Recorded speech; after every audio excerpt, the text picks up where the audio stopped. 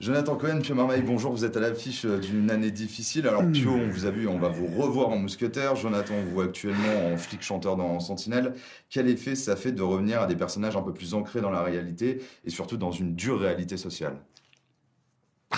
Ça stresse. Jonathan, alors? Bah, c'est nous deux, hein, a priori, Ouais, parce c'est que vrai. toi, t'as quand même une belle moustache dans le film et des épées. Et non, c'est la joie de ce métier, c'est qu'on peut on peut traverser plein d'univers. Moi, je suis trop content là d'être dans une comédie humaine, sociale. Oui, bah oui, non, parce qu'en fait, il m'a saboté tout le fut, il m'a mis du café sur toute la jambe droite. Ouais, je vais pas vous mentir, tout est atteint au dernier degré. Et ça vient d'arriver, c'est pour ça que c'est fou. Donc l'interview sera teintée de café. Pas grave. Mais bon, qu'importe. Non, mais c'est la joie. Franchement, en vrai, c'est la chance de ce métier, c'est on a la chance de traverser tout ça. Hein, et toi, ça te fait quoi, là, balanceur de café? Moi, je sais pas comment dire. C'est vrai que je passe d'un mec qui fait 200 kilos, qui se gave de pieds de porc et qui met des coups d'épée à des types, à surendetté, en passant par un mec, un acteur raté. C'est vraiment, c'est une sorte, enfin, en tout cas, cette année, c'est vrai qu'il y a eu un prisme de trucs, un spectre de personnages assez riche et moi j'aime bien cette idée-là, enfin en tout cas de voyager. Et je pars surtout en fait des univers des cinéastes. C'est ça qui est intriguant, quoi, qui est jouissif. Alors quand on commence des milieux artistiques comme la comédie, le théâtre, le cinéma, on vit parfois forcément des années difficiles. Est-ce que ça a été votre cas? Et quel regard vous avez sur ces années-là aujourd'hui et qu'est-ce qu'elles vous ont appris? En vrai, je pense que le métier d'acteur, en tout cas un métier d'artiste, c'est beaucoup d'années, on va dire, difficiles où c'est des longs chemins, hein. C'est des très très très longs chemins. Pour ma part, en tout cas, ça a été long.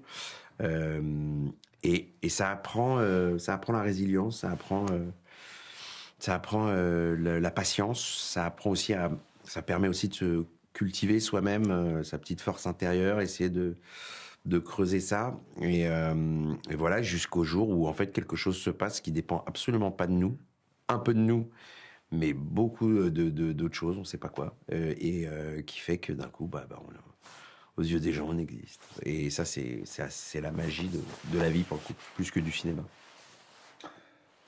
Moi j'ai toujours un peu bossé, mais c'est vrai que je me rends pas vraiment compte. En fait, c'est vrai qu'il y a un moment, il y a une sorte d'effet boule de neige, quelque chose qui peut prendre aussi quand la mayonnaise prend.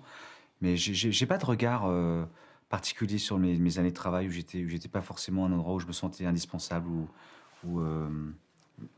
mais je sais pas, il y a une sorte de continuité. Mais en fait, je regarde rarement dans le rétroviseur, mais en tout cas, je me rends compte qu'il y a beaucoup de choses qui se sont passées quand même.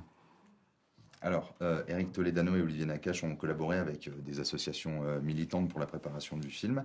Est-ce que ça a été votre cas aussi, ou alors comment est-ce que vous préparez de manière générale vos rôles pour des films un peu engagés? On prend le risque avec le deuxième café, je vais me le foutre dans la gueule. Hein, comme ça, tu vas raconter comment tu prépares tes rôles. Comment tu me brûles, peut-être. Comment tu brûles peut-être la gueule. Nous, en fait, on a rencontré aussi les activistes d'Extinction Rebellion. On a pris du temps aussi pour bosser avant le tournage. Et c'est vrai que quand on travaille pendant 10 semaines avec des activistes et des gens qui en fait, qui sont proches de nous, en fait, au fur et à mesure, forcément que ça nous atteint, nous, en tant qu'humains. Moi, après, j'ai une préparation comme acteur plus technique. Enfin, simplement, je prends le temps d'apprendre le texte avec une répétitrice en amont. C'est ce que je fais toujours, de manière à être débarrassé, en fait, de ce moment d'apprentissage, parce que j'ai envie d'oublier ce que je vais jouer. Mais ça me demande un peu de travailler en amont, beaucoup d'ailleurs, et une sorte de gymnastique intellectuelle. Mais voilà. Moi, je fais... nous, on vient de là tous les deux, mais c'est... dans les périodes de tournage, j'essaye vraiment de retourner au karaté le maximum tu vois, sur le tatami.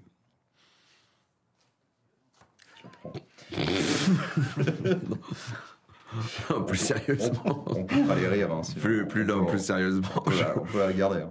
Non, on la garde pas. Je sais pas, j'arrive au moment là où il y a la connerie qui fait toc-toc. J'ai envie de dire que des conneries. Mais ouais, c'est le travail en amont qui fait la différence. Il a raison. Faut questionner le texte, le lire, le relire. voir ce qu'il nous raconte. Et puis après, on a la chance quand même avec Eric Olivier qui a une écriture assez claire sur les personnages, sur ce qu'on doit jouer. Et après, c'est du dialogue avec eux, sur les directions, les trajectoires. C'est essentiellement avec eux que ça se joue quand même, cette histoire. Alors justement sur l'écriture des personnages, Pio, j'ai vu que vous étiez pressenti à la base pour le rôle de Bruno, qui est joué par Jonathan.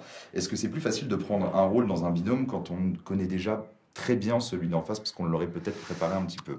Déjà, une situation comme ça, j'ai jamais vécu auparavant, donc je me rends pas compte si c'est plus simple ou plus compliqué. En revanche, moi j'aime bien, enfin en tout cas, il faut toujours essayer de s'adapter. Enfin, déjà, on n'a pas forcément le choix. De l'adaptation, c'est un truc qui, quand il y a un accident qui arrive, il faut faire en sorte de sublimer ça et d'en tirer parti. Et je trouve que collectivement, enfin en tout cas, il y a quelque chose qui existe assez fort. Enfin, de toute façon, les acteurs et les actrices, ils se reniflent assez vite. C'est vite vu. Et il se trouve que ça fonctionne. Donc, je sais pas comment dire. Moi, je trouve ça hyper agréable, en fait. Quand on est dans une situation d'urgence, moi, j'aime bien ça. C'est un peu intranquille, quoi. C'est pas un truc acquis où on se dit, bon, voilà, ça va être comme ça. Et puis là, en fait, paf, on retwiste tout le truc. Et ça donne beaucoup d'énergie, je trouve. Ouais. Alors, j'ai vu que Eric Toledano et Olivier Nakache laissaient peu de place à l'improvisation. Enfin, je l'ai lu, en tout cas. Jonathan, vous, c'est un peu votre force, l'improvisation. Vous avez démarré avec des cours d'impro. Est-ce qu'ils vous ont laissé faire quand même sur le tournage? Il n'y a pas besoin de me laisser faire, en vrai. Okay. En vrai, c'est très bien écrit. Et il y a joué les situations, le texte. T'as qu'à... café, déjà. Après, de temps en temps, il laisse la porte ouverte voilà, un peu... voilà, si on se sent inspiré, Pio et moi, si on se sentait inspiré de quelque chose, on lui dit, laissez-nous une petite dernière histoire de voir, tu vois. Mais ouais, mais il y a assez peu d'impro. Mais... Alors, pardon. Non, j'ai fini. D'accord. Alors, il y en a certains qui ont pu reprocher au cinéma de Nakache et Toledano un excès de générosité, de compassion ou d'altruisme même dans certains films. Est-ce que vous avez eu cette impression quand vous avez lu le scénario d'une année difficile? Non, je pense pas. Je pense que c'est des gens qui sont bienveillants, en fait. C'est des cinéastes qui sont en mouvement, qui sont dans un regard. Non, surtout pas. Il n'y a aucun cynisme, en fait. C'est simplement, effectivement, c'est des gens qui sont simplement à l'écoute d'une société. Donc, ils adaptent leur sujet à ce qui se passe. En fait, c'est comme Molière, j'en parlais tout à l'heure, ou Shakespeare, c'est des metteurs en scène et des écrivains qui parlent de leur société, d'un endroit ultra contemporain. Avec leurs paradoxes, ouais, avec exactement. Leurs contradictions. Ça. Et seulement, effectivement, eux, ils traitent de sujets aussi bouillants, vivants, contemporains, mais effectivement, à travers un prisme de comédie. Donc, moi, je pense pas qu'on puisse parler d'excès d'altruisme. Et d'ailleurs, est-ce que c'est mal d'être altruiste? Je pense pas.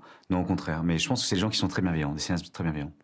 Et du coup, dans quelle mesure est-ce que vous vous retrouvez dans le message environnemental qui est véhiculé par le film? Toledano et Nakache disent qu'ils ont le cul entre deux chaises par rapport à ça, et vous? C'est pas qu'ils ont le cul entre deux chaises. Alors déjà, je pense qu'il n'y a pas de message à proprement parler dans le film. Il y a une mise en opposition qui crée du dialogue. C'est-à-dire qu'au final, c'est un film où on en sort, on se dit, ou même, voilà, ça se fait poser des questions sur soi, avec les autres. C'est pour créer du dialogue et de la réflexion. Après, nous, en tant que tel, moi, au-delà du film, bien sûr, qui te met quand même le nez dedans, mais on a quand même 100% des news aujourd'hui qui nous parlent. Il n'y a pas un jour où il n'y a pas un feu de forêt, où il n'y a pas une catastrophe naturelle, là, ce qui s'est passé en Maroc, en Libye. Je veux dire, c'est très, très, très, très concret. Donc, en vrai, on est tous, ce serait fou de pas l'être, mais tous touchés par ce qui se passe, climatiquement parlant. Après, l'endroit de nous, on se situe. C'est sûr que moi, j'en fais plus qu'à une certaine époque, mais c'est certain que c'est pas assez encore. Mais parce qu'on est dans une société où c'est compliqué d'être totalement l'un ou l'autre. Et puis même d'ailleurs, ce qui est assez intéressant, c'est là où, même dans les groupes, on va dire activistes, écologistes, il y a ces paradoxes-là en fait. Il y a ces paradoxes-là. Il y en a qui travaillent dans des boîtes de pub et qui, en même temps, sont activistes et qui vivent. Ils sont au cœur de la société et en même temps, ils essayent de combattre toutes les dérives qui sont liées au climat. Mais c'est ça, on est des êtres paradoxaux et paradoxal ou paradoxaux. Waouh, je me suis embarqué dans un truc là. Ah, c'était bien, moi, je écoutais. Et il faut l'accepter. Ouais, exactement. Il faut accepter qu'on est paradoxal. Il faut accepter on se contredit. Il faut accepter tout ça. Mais ce qui est important, c'est d'en débattre, en fait. Ouais. Et ensuite, de ces débats-là, simplement tirer des conséquences et d'essayer de... Enfin, en tout cas, moi, je sais que à la sortie de ce film et depuis, mon rapport à la consommation n'est plus le même, en tout cas. Mais je sais que c'est sans doute pas suffisant, mais je suis pas un exemple et je suis surtout pas de donneur de leçons, en fait. Je fais ce que je peux, déjà.